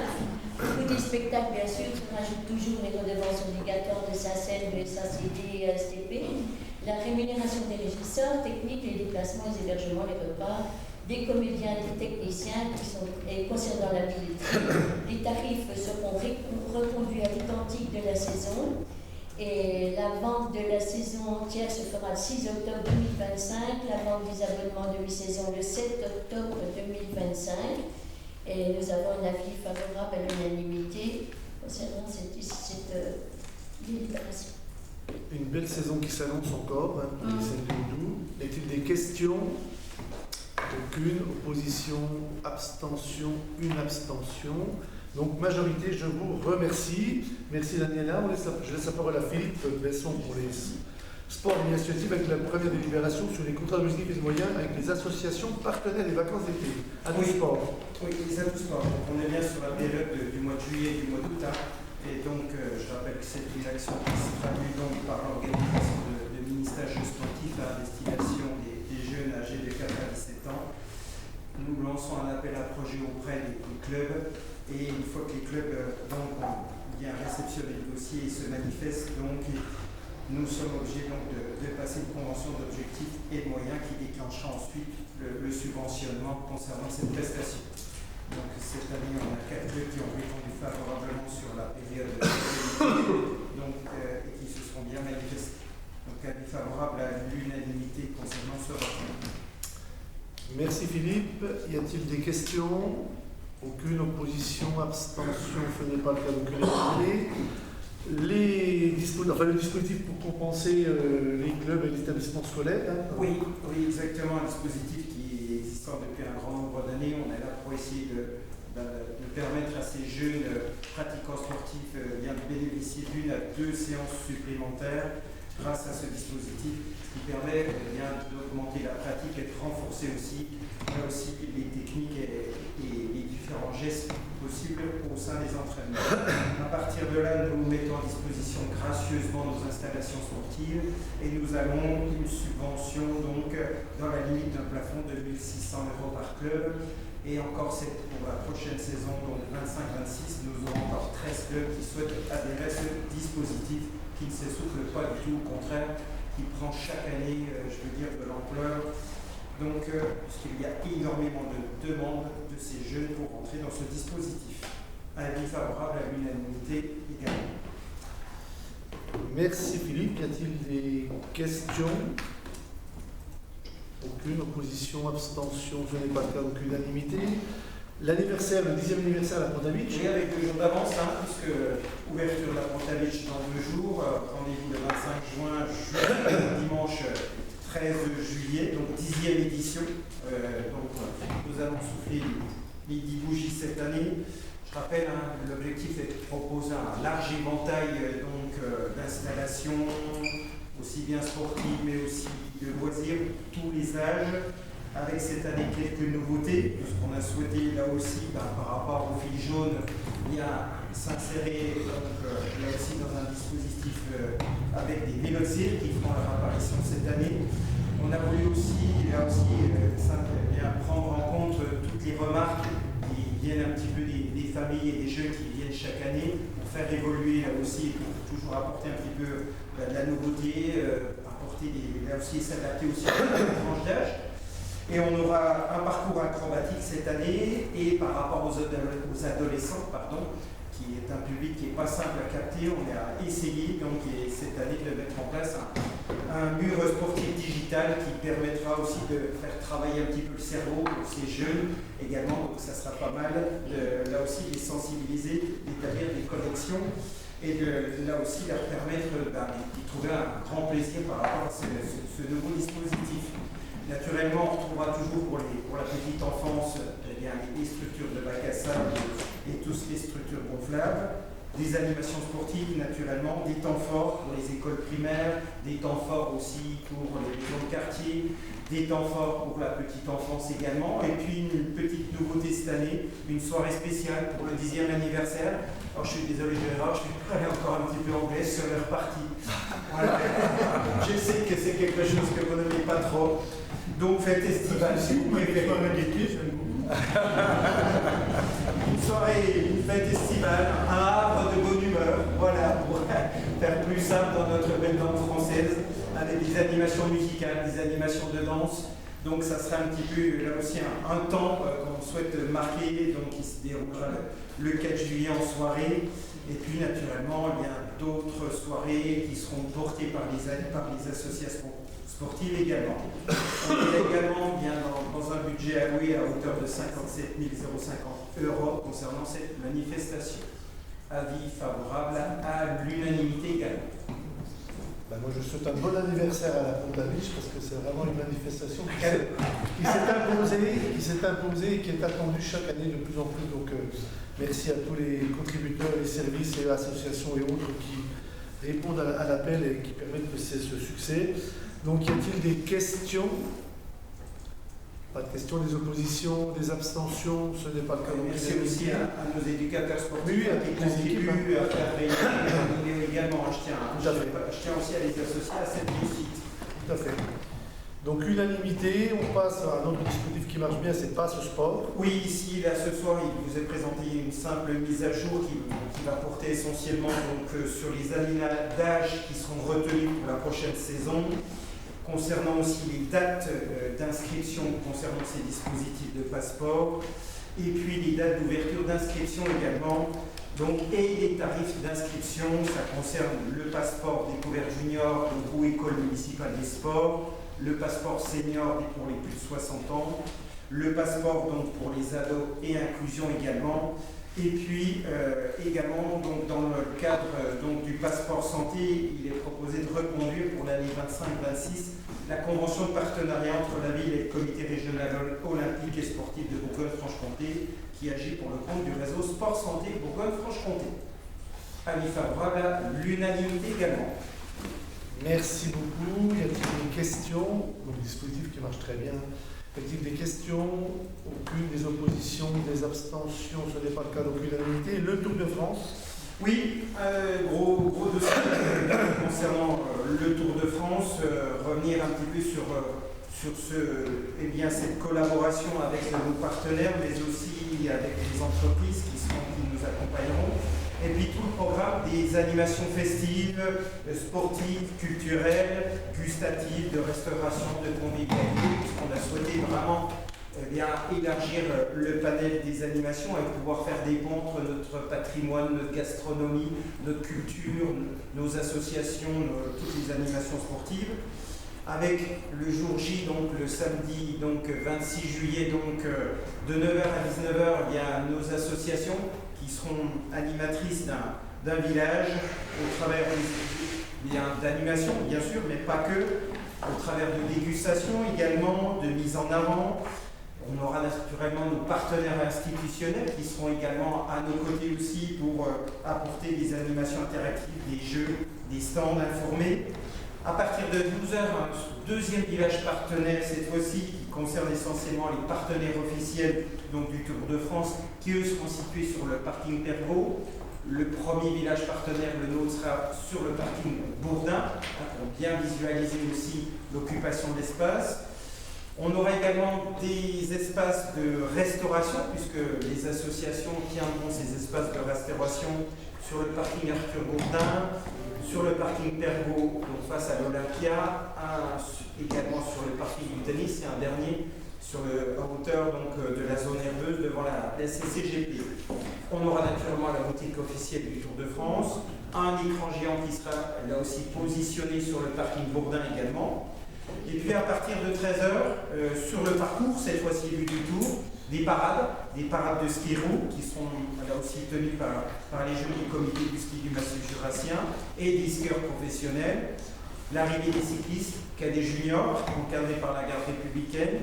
14h30, le passage de la caravane publicitaire qui ensuite, une fois la ligne d'arrivée bien passée, empruntera aussi le centre-ville pour en faire bénéficier aussi à l'ensemble des personnes qui résident au centre-ville et aux commerçants. Et on terminera cette journée de 17h à 19h, là aussi par un petit côté un petit peu festif. L'objectif étant de garder aussi, après l'arrivée à 16h30 des concurrents, un petit peu pour maintenir cette convivialité, maintenir cette festivité. L'objectif, c'est de terminer par un temps DJ. Une pontissalienne qui aujourd'hui est basée sur Paris, mais qui a accepté notre invitation d'intervenir et d'animer donc tout en musique donc le parking Bourdin. À noter également une petite précision, nous délocaliserons ce jour-là le marché qui est habituellement sous la halle pour pouvoir récupérer la halle comme lieu de stationnement. Et donc on délocalisera donc le marché sur la place d'Arceau.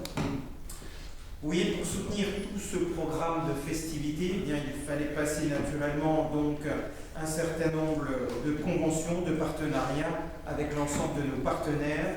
Donc, c'est ce qui vous est proposé ici.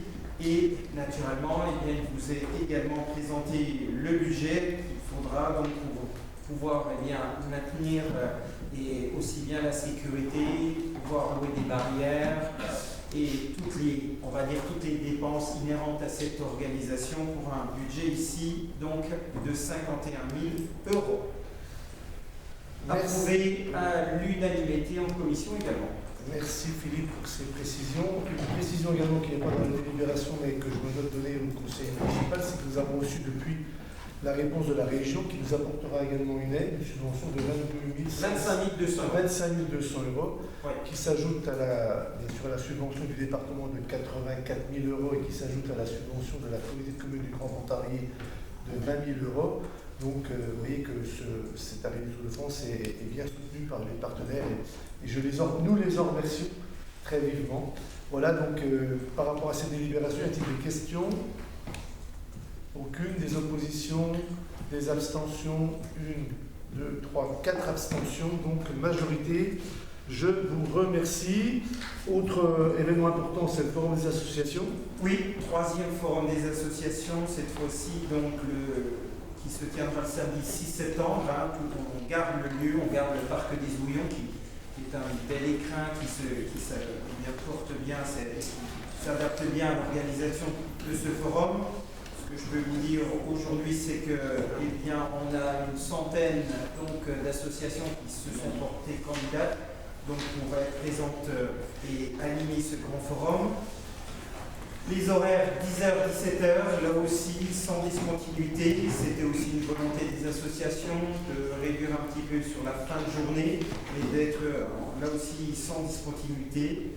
Là aussi les dépenses inhérentes à l'organisation qui sont engagées donc à hauteur de 3 900 euros. Et l'objectif étant bien là aussi de favoriser les échanges entre les associations, de pouvoir recruter de nouveaux adhérents, de se faire connaître également. Donc un beau temps là aussi de festivité qui clôturera un petit peu la période des animations festives. Là aussi, avis favorable à l'unanimité concernant ce forum des associations.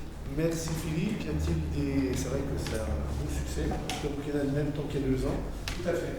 Y a-t-il des questions? Et là, on pourra profiter du pump track, on pourra profiter de la piste VTT, enfin voilà. On pourra, exactement, l'infrastructure. Vous avez du mal avec certainement, mais c'est là pump track. Non, c'est là. Ah, la piste. Oui. Vous voyez comme quoi c'est vous qui l'apprenez l'anglais. Oui, il faut suivre. Donc là, pump track. J'ai appris quelque chose de soir. Merci.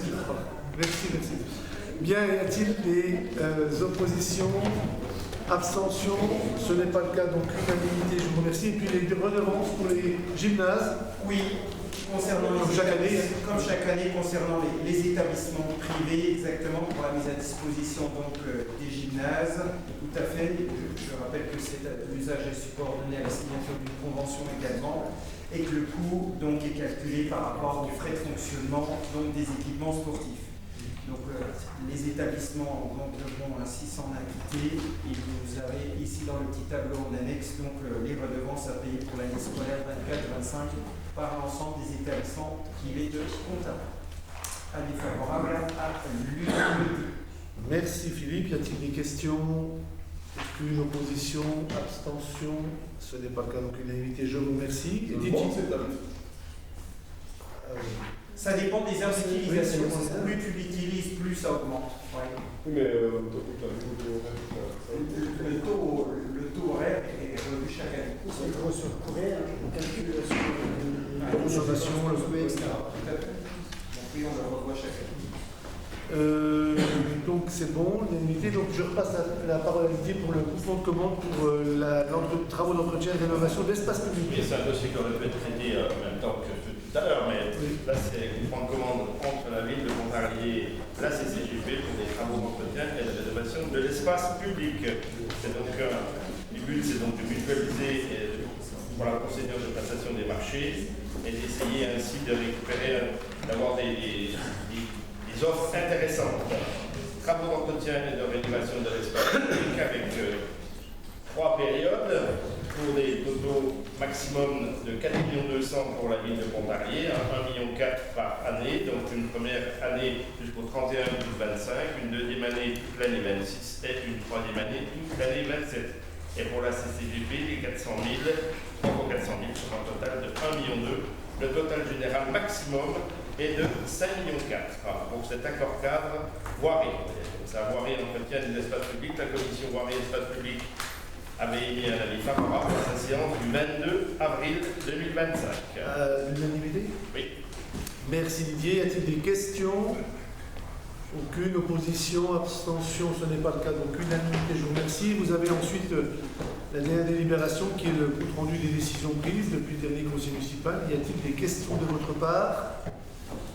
Aucune question, donc on considère que la décision n'appelle aucun commentaire ni question. Cela clôt le conseil municipal. Donc de ce coup, je voudrais vous remercier, donc, puisque c'est le dernier avant une pause estivale qui, je pense, est bien méritée pour toutes et tous. Je remercie l'ensemble des services qui nous accompagnent tout au long de l'année, bien entendu, services administratifs, techniques et tous les services. Et puis, je vous remercie aussi de votre participation active à ces conseils municipaux.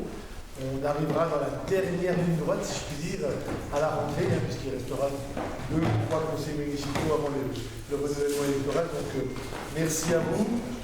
Et, simplement, on vient de vivre une magnifique fête de la musique. Franchement, c'était sûr. Alors, on avait le temps était de la partie, mais vraiment tout le monde a été vraiment très actif dans le bon sens du terme. L'association, les bars, les brasseries, la ville, bien sûr, pardon, toutes les scènes qui avaient été mises en œuvre par la ville et par les associations. Enfin, on a eu un succès, franchement, il y a vraiment une très grande majorité d'avis très positifs. Voilà. Donc, je voulais remercier celles et ceux qui ont contribué à cette fête de la musique, et ce n'est pas fini. Cette semaine, c'est la Ponta Beach. Après, on aura le Tour de France, les grandes estivales, la Haute-Foire, la Saint-Pierre, merci de prendre. À partir de samedi, dans l'ordre, la Ponta Beach, la Saint-Pierre, le Tour de France, les grandes estivales, la Haute-Foire et le Supercomice qui clôturera. Voilà, c'est l'année 2025. Et quoi? Ah bah oui, après le marché de Noël, voilà, oui. Voilà, donc merci. Ah, Gérard, pardon. Il va être moins gai quand même, et je pense qu'on peut le saluer ce soir, même si c'est le haut quand même, quelqu'un qui s'est très investi sur Daniel Perrin, tout à fait. On peut peut-être quand même saluer ce soir. Et qui était Daniel Perrin, qui était le maire de Mout. Je l'ai fait ce matin puisque je présidais une assemblée générale pour les maires, et on a bien vu le silence de recueillement en Saint-Léman. Il était en particulier le président des communes forestières depuis des années, et il était un grand défenseur des communes et de la forêt publique. Et donc la maladie l'a amputé, donc effectivement une pensée pour lui. Vous avez raison, Gérard, même s'il n'était pas tout pareil, mais il a œuvré beaucoup pour le coup, mais pas que. Oui, Julien? Moi, j'aurais souhaité avoir des nouvelles du PCS autre part que dans la presse. Alors, on a des grandes annonces, des articles dans la presse, mais par contre, on n'a aucune communication au niveau des élus du conseil municipal. Alors, on a une dernière réunion de travail tout début juillet pour vous faire des vraies annonces, pas des pistes d'orientation qui ont déjà été évoquées, même avec les Ponticaliens les dernières lors de la réalisation de la phase de concertation.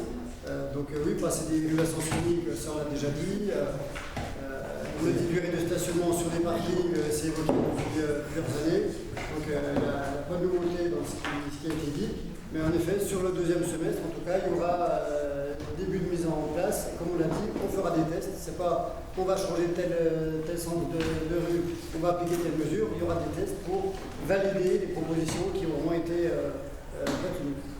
Donc en dernière réunion de travail juste avant les vacances d'été, on pourra en reparler une dernière fois en commission pour choisir la date de lancement. Je doute que le 1er septembre soit une bonne date, alors certainement le 1er octobre, pour communiquer largement, parce qu'on va toucher au centre de circulation, au stationnement, à de multiples endroits de la ville.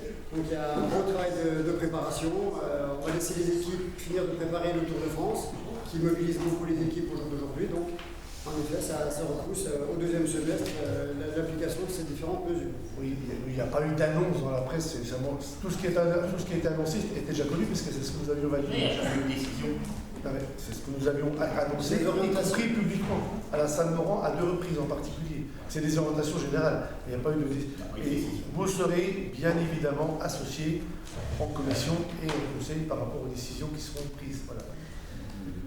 Bien, s'il n'y a pas d'autres questions, je vous remercie pour cette séance, et puis je vous invite, comme c'est la tradition, si vous souhaitez, à partager un moment de convivialité juste après. Merci, bonne fin de soirée.